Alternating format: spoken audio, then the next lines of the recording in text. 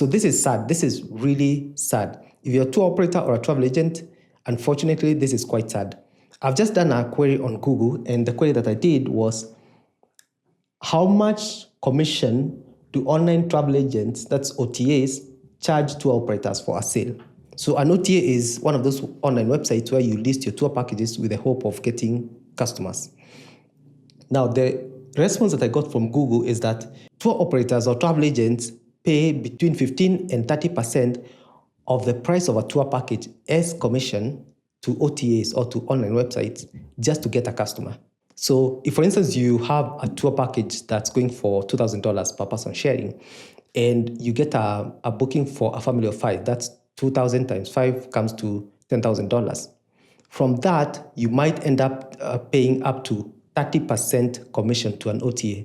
So 30% will translate to $3,000 just to get one booking. Now, the first question I got in my mind was, are there tour operators that have such a big margin or such a big markup that they're able to give out 30% to an online website and still be able to retain something for themselves? Because this means that for you to be left with your 10 or 15%, you need to at least have a 40 to 45% markup on that tour package, which doesn't make sense. Unfortunately, a lot of people are starting to think that buying a tour package from a tour operator is actually expensive because of all these commissions.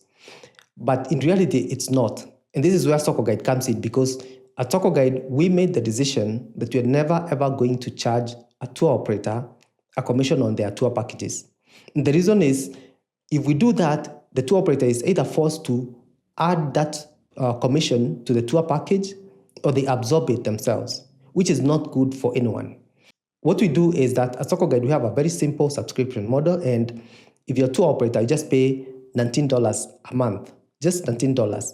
And from that, you'll be able to access the platform, all the clients that are there, and you'll be able to market your tour packages. And you'll also be able to get very good technology and advanced marketing features.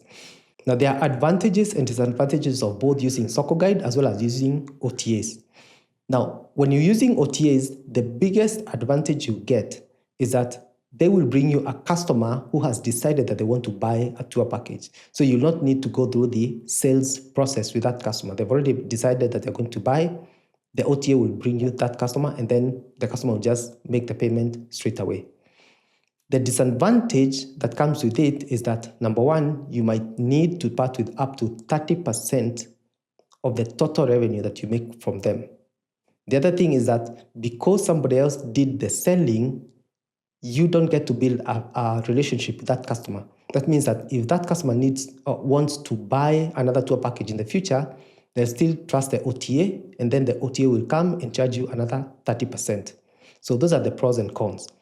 Now, with SokoGuide, there are also pros and cons.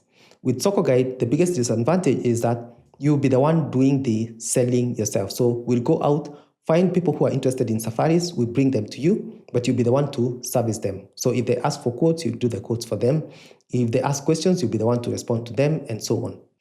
The advantages, on the other hand, is that you get to keep 100% revenue. All the revenue that you make from SokoGuide, you get to keep. You don't need to pay any commission to anyone whatsoever. And then the other thing is that because in the sales process, you're building a relationship with that customer, if they need to buy another tour package in the future, then they can even come direct to you. And even if they come through SokoGuide, there's still no commission that we're going to charge you for that. So these are the pros and cons when it comes to SokoGuide, that you will need to be the one doing the selling when it comes to SokoGuide, but then you get to keep 100% of the revenue that you make from SokoGuide, and you also get to build a relationship with the customer. Now, the other thing is this. If you've gone through the sales process yourself, it means that you've been able to establish why customers buy and how they go through their buying process. And so you're able to take that and replicate it with other customers. With the OTAs, somebody else did the selling for you, so you don't have any way of knowing why the customer bought or what process they went through. So that's also something else to consider.